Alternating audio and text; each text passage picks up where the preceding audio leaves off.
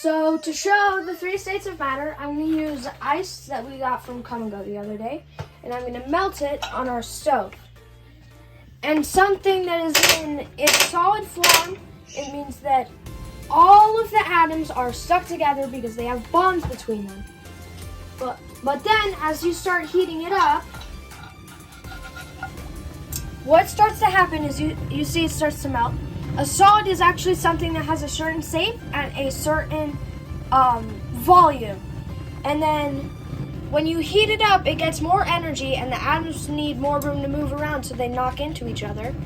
And they break apart and they turn into a fluid which can freely flow because it has no certain shape, but it has a certain volume. Let's just watch it melt for a minute.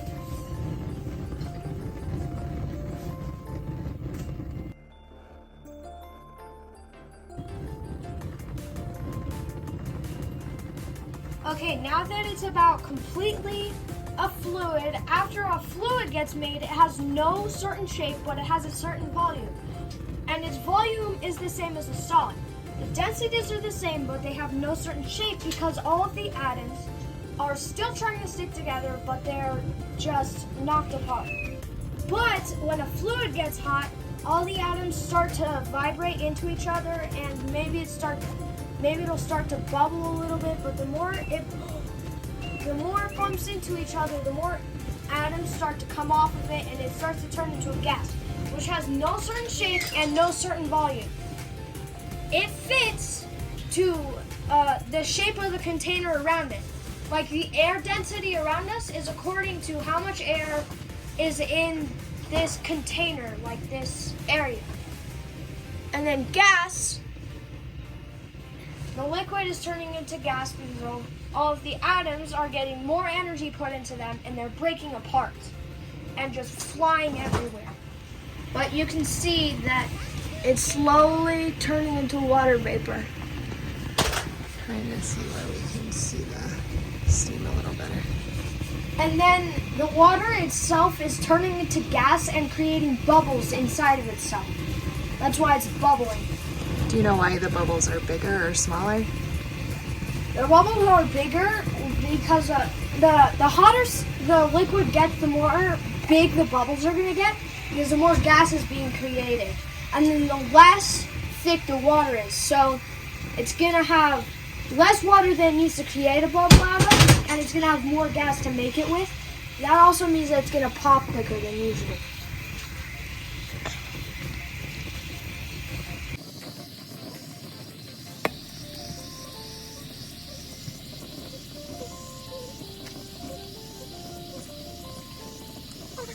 Oh, there's only a little bit left.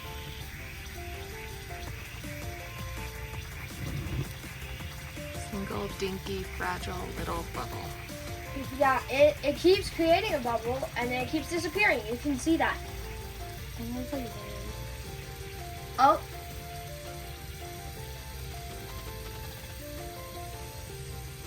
And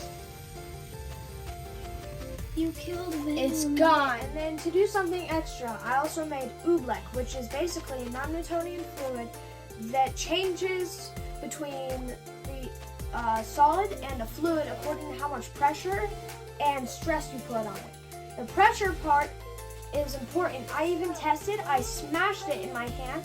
If I kept putting pressure on it, it would stay hard. But when I stopped putting pressure and I just kept it the same amount of pressure, it turned into a fluid. And in that video, I will show you right now.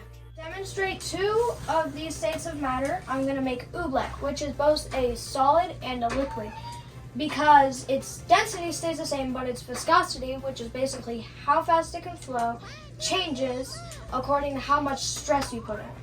Now, I'm going to show how to make it.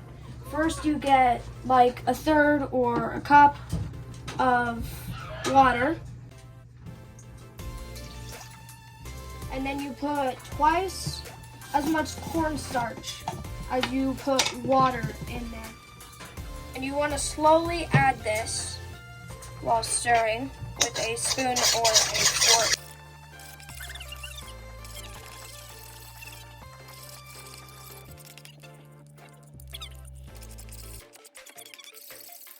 Then I have to get a second third.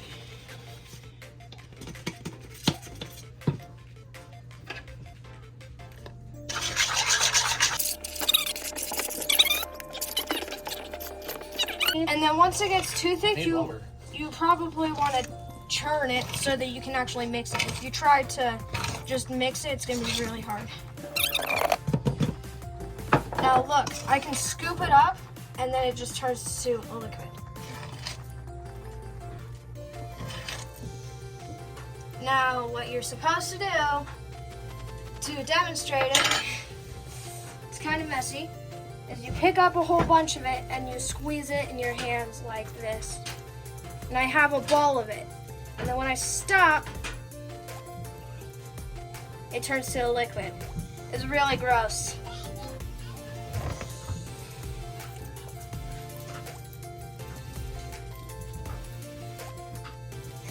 That's so weird.